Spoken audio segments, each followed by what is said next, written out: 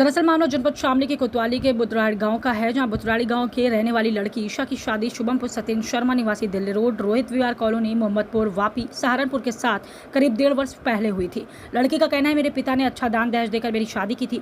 कुछ दिन तो ठीक चला, लेकिन उसके बाद में उन्होंने मेरे साथ मारपीट शुरू की, दहेज लाने की मांग की। दहेज में पहले तो उन्होंने पैसों की डिमांड करी, लेकिन उसके बाद उन्होंने मुझे दहेज में गाड़ी लाने को कहा। मैंने मना किया तो उन्होंने मेरे साथ जबरदस्ती मारपीट की, मुझे घर से निकाल दिया। मेरे पास एक लड़का है जो 5 महीने का है। मेरा पति बहुत ज़्यादा शराब पीता है। शराब पीने के चक्कर में उसके 3-4 बार एक्सीडेंट हो चुका है। दिनांक 1 से 2026 को मेरे पति शुभम सास रुक्मणी नंद पूजा नंदन के लड़के वंश ने एक राय होकर हमारे घर आकर लाठी डंडों से मारपीट कर मुझे बच्चा छीनने की कोशिश की। इस मारपीट में मम्मी पापा मेरे और मेरी भाभी जो गर्भवती हैं उनके साथ भी मारपीट की गई। मेरे भाई को भी गला दबाकर मारने की कोशिश की गई। घर में जो भी सामान रखा था उसे तोड़ दिया। मारपीट हो रही थी तो शोर का आवाज़ सुनकर गाँव के आदमी पहुंचे, इकट्ठे हुए। डायल 112 पर सूचना दी गई। उसके बाद चौकी से 2 पुलिस वाले आए, वह उन लोगों को अपने साथ ले गए। उनके विरुद्ध कोई कार्रवाई नहीं की और उन्हें छोड़ दिया। उसकी सूचना थाना कोतवाली को दी, लेकिन वहां से निराश होना पड़ा। पुलिस उनके खिलाफ कोई कार्रवाई नहीं कर रही, ना ही मुकदमा दर्ज कर रही। लड़की ईशू का कहना है अगर हमारे साथ कोई अप्रिय घटना हो गई तो उसकी सारी जिम्मेदारी पुलिस की होगी। क्या नाम है आपका? अच्छा, जैसे आप कोतवाली में आए, क्या पूरा मामला है? जी, हमारे यहाँ 5 तारीख को ननद के हमारी जो ननद है उसे 1 तारीख को मार पीट के नंगी करके घर से काट दी। हमने 2-4 दिन बाद वे कहने लगे कि फ़ोन करके हमारी ननद को कि हमें खाटू श्याम जाना है। तो दीदी ने कहने लगी ठीक है जी।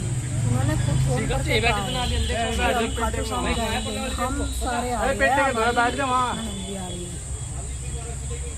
खाटू श्याम जाने के लिए दीदी ने अपना बैग वैग सब पैक कर लिया था। उन्होंने फ़ोन करके कहा खाना वाना सब तैयार कर लिए, हम ज़्यादा लंबा टाइम नहीं लगेगा वहाँ जाने के लिए।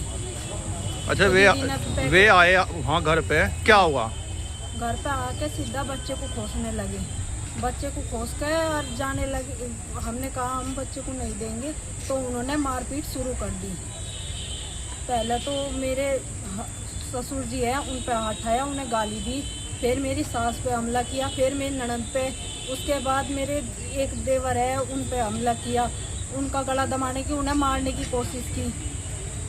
उन्हें धमकी भी दे रखी है कि हम उसे जान से मार कर छोड़ेंगे।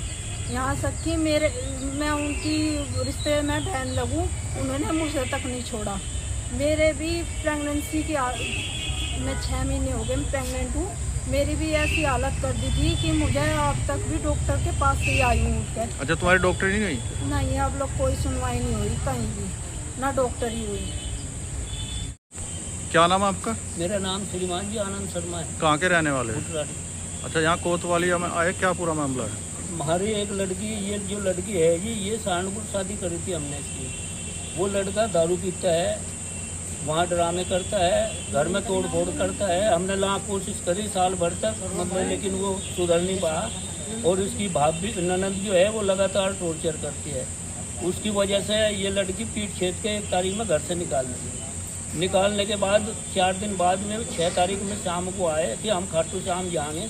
और बड़ा मीठा बोल के हमें कहा कि पराठे बना लो और समोसे चाय और जो भी है नाश्ता वास्ता कर लो। 6 बजे हमें कह के में और 9 बजे हमें एक फ़ोन आता है हमारा जो छोटा लड़का है कि इस लड़की को वहाँ छोड़ जा, मतलब जो है बाईपास पे। हम उसे मना करते हैं। उसके बाद में हमारे घर पे मतलब मेहमान आता है और वो आके फ़ोन करता है कि आ जाओ जल्दी। 4-5 आदमी, एक उसकी ननद, एक उसकी माँ और एक उसका जो है ननद का जो है लड़का लगता है नाते में, वो फौजी का अरविंद कुमार का, और एक जो है कोतवाल। वे सब आते हैं, घर में तोड़ फोड़ करते हैं और सबको मारने की धमकी देते हैं और पीट छेद करते हैं। पेशकार था वो, पुष्कर नाम था उसका।